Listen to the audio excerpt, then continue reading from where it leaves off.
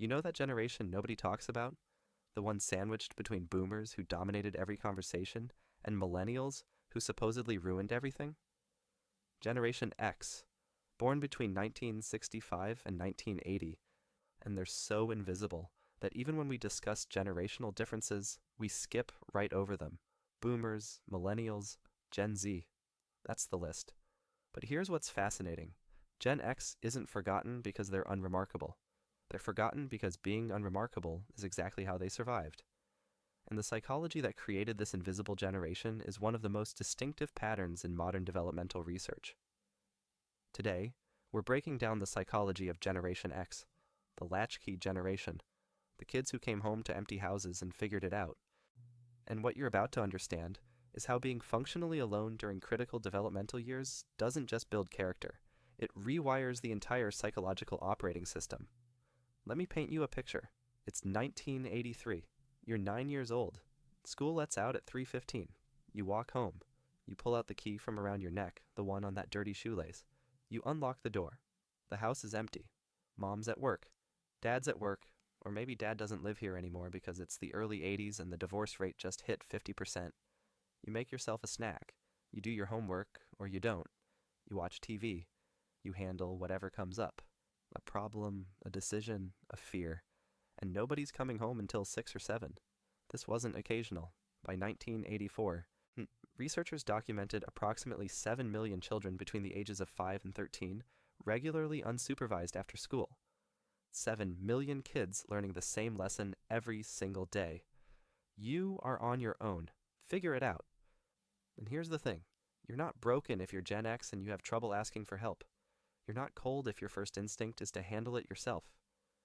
You were trained, systematically trained during the exact developmental window when children form their core beliefs about how the world works and whether other people can be counted on. Psychologists call this a high contingency environment. That's the fancy term for a world where your actions have immediate consequences and there's no buffer. No parent to catch you if you forget your lunch money.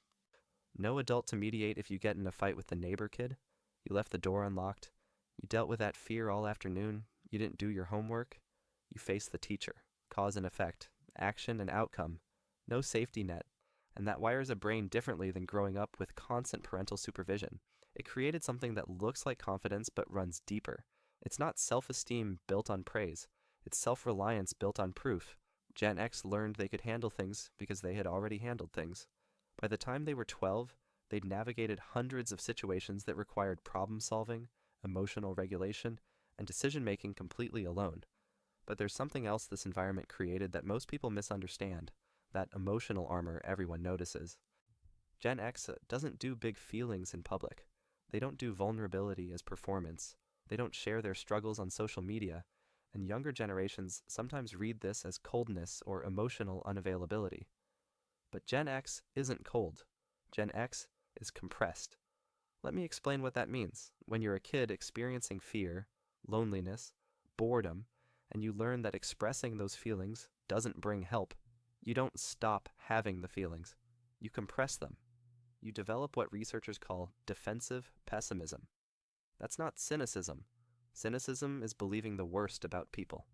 Defensive pessimism is preparing for the worst outcome so you're never caught off guard. It's a protective strategy born from watching adults around you get blindsided. Because here's what Gen X was watching while they were home alone. Their parents' generation promised that loyalty to a company meant job security. Then came the massive corporate restructuring of the 80s and 90s. Layoffs, downsizing. Their parents gave 20 years to a company that eliminated their position to improve quarterly earnings. Gen X watched their fathers come home with boxes, watched their mothers face age discrimination, watched pensions disappear.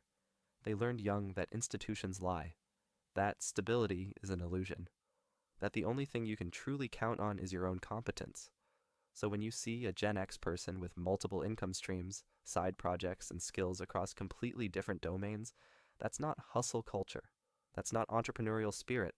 That's economic trauma converted into survival strategy. They graduated college into the dot-com bust of 2000. They bought their first homes right before the 2008 financial crisis. Twice, the economy collapsed right when they were trying to build security. Of course, they don't trust single income sources. Of course, they keep cash reserves. Of course, they're skeptical of anyone promising stability.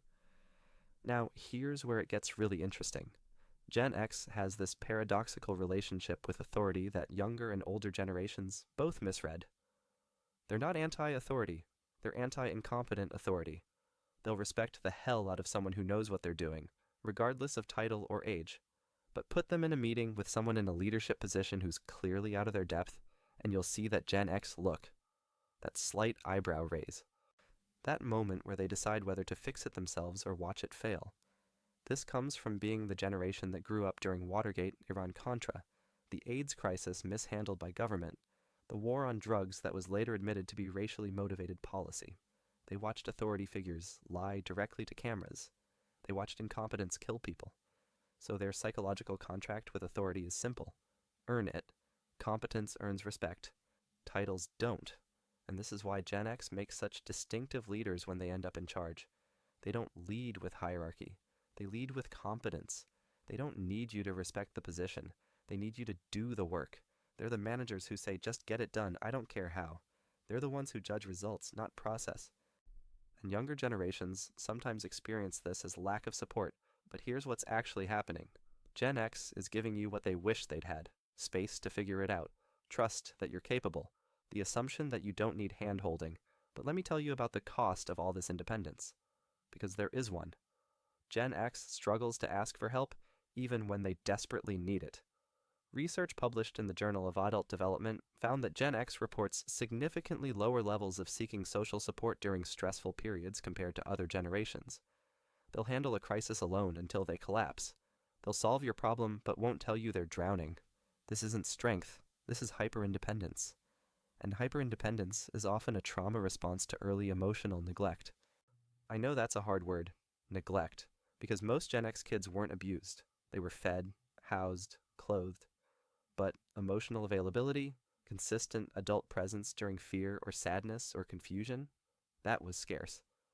And what psychology research shows us is that benign neglect still shapes attachment patterns, still teaches the nervous system that you're alone with your feelings, still creates adults who can handle absolutely anything except admitting they need support. Here's something wild about Gen X psychology. They have this completely different relationship with privacy than every generation after them. Millennials and Gen Z grew up with social media. Their mistakes, their awkward phases, their bad decisions are documented in tagged photos and old tweets. But Gen X made all their mistakes in the dark. No phones with cameras. No permanent record. No digital footprint of every stupid thing they did between 15 and 25. This created a psychological pattern where privacy isn't just preferred, it's visceral. The idea of broadcasting your life feels dangerous to Gen X, not because they're judging people who do it, but because they came of age understanding that what people don't know about you can't be used against you. They watched their parents' private lives become public during divorces. They understood early that information is leverage and vulnerability is risk. So when you see Gen X with minimal social media presence, with private accounts, with boundaries around what they share, that's not technophobia. That's a generation that learned to survive by controlling information.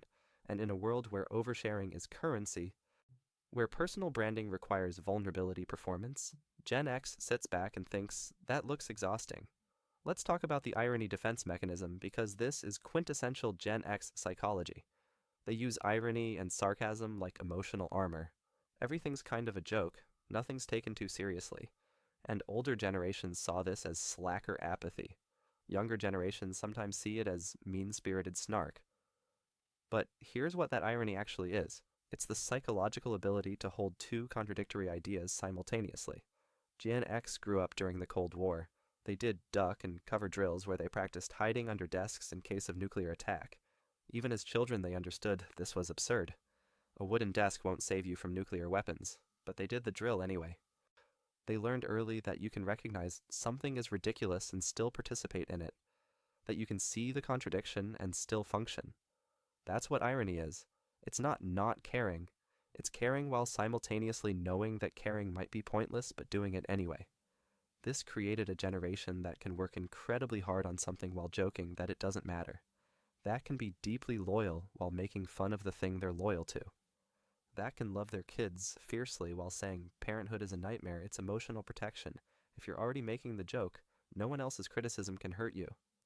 Now let's talk about work, because Gen X has this work ethic that confuses everyone. They're not workaholics like boomers. They don't believe the office is family like their parents did. But they're also not quiet quitting. They're not setting boundaries in the way millennials and Gen Z do. So what are they doing? Gen X works hard at what they choose to work hard at. They have zero loyalty to companies, but absolute loyalty to their own competence. They'll stay late to finish a project, not because the boss asked, but because they can't stand doing something poorly. They'll go above and beyond. But the second they sense the company would sacrifice them for profit, the psychological contract is over. They'll do the minimum required while they look for the next thing. This comes from watching their parents give everything to companies that gave nothing back. Gen X learned that job security is a myth, so they built their security internally. They became people who could do the work, whatever the work was. Plumbing, coding, managing, teaching, building. They collected skills like insurance policies, because if the job disappears, the skills remain. And here's something about Gen X that often goes unnoticed. They're intensely, quietly competent. They don't announce what they can do. They just do it. The Gen X person in your office is the one who fixed the printer, updated the spreadsheet, trained the new person, and never mentioned any of it. They're not looking for recognition. Recognition makes them uncomfortable. They just saw something that needed doing and handled it. But this creates an interesting psychological trap, because when you're always the competent one, always the person handling things, always the one who figures it out, you become invisible. People stop checking on you. They assume you're fine. And Gen X reinforces this by never indicating they're not fine, so they end up holding things together for everyone else while slowly falling apart themselves. And they won't tell you until years later, casually mentioned in conversation like it was nothing. Let's talk about Gen X as parents, because this is where all that psychology comes full circle. Gen X parents are determined to give their kids the attention they never had. They show up to events. They ask about feelings. They're present in a way their parents weren't. But there's this underlying anxiety. Are they creating dependent kids? Are they helicoptering? Are they taking away the very independence that made them capable? Gen X is trying to split the difference. Give kids support, but also resilience. Be present, but not hovering. Teach self-reliance without neglect. And honestly, they're probably the most psychologically aware generation of parents because they're actively trying to avoid repeating their own childhood, while also not swinging too far the other way. Here's what makes Gen X the bridge generation. They remember before the internet. They adapted to after the internet. They know what it's like to be bored for hours with nothing to do. They know what it's like to have every answer instantly available. They learned research meant going to the library, finding the right book, taking notes by hand. That physical effort encoded information differently. Cognitive psychology shows that effort during learning creates deeper memory traces. Gen X remembers when learning required work, and that work made the knowledge stick. They might be the last generation that understands being truly alone with your thoughts. No phone to check. No distraction available. Just you and your brain for hours. And that created a comfort with silence, with stillness, with internal dialogue that's increasingly rare. When you put all of this together, you see a pattern. These aren't separate traits. Gen X psychology is a system. The self-reliance feeds the defensive pessimism. The defensive pessimism feeds the need for competence. The need for competence feeds the work ethic. The work ethic feeds the independence. The independence feeds the difficulty asking for help. It's all connected. And it all traces back to those empty houses in the early 1980s, those keys on shoelaces, those afternoons alone. Gen X isn't cold. They're cautious. They're not cynical. They're realistic. They're not emotionally unavailable. They're emotionally efficient. They learned not to waste energy on feelings that don't change outcomes. They learned to compress, to cope, to continue. And yeah, that created some psychological patterns that look like armor, because it is armor. But underneath that armor is a generation that keeps showing up, that keeps handling things, that holds the center while everyone else argues about the edges. You're not antisocial, Gen X. You're selectively social. You're not pessimistic. You're prepared. You're not cold. You're protecting something you built alone because you had to. And that's not a flaw. That's survival converted into personality. You're the generation that figured it out when no one was coming to help, and you're still figuring it out, still holding it together, still not asking for credit.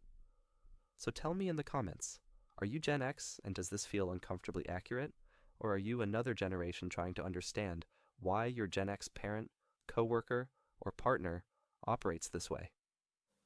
Let's find our people, and if this resonated, hit subscribe, because we're diving deep into the psychology of every generation, every personality type, every misunderstood group that society overlooks. You're not alone in being invisible, and maybe that's exactly how you prefer it.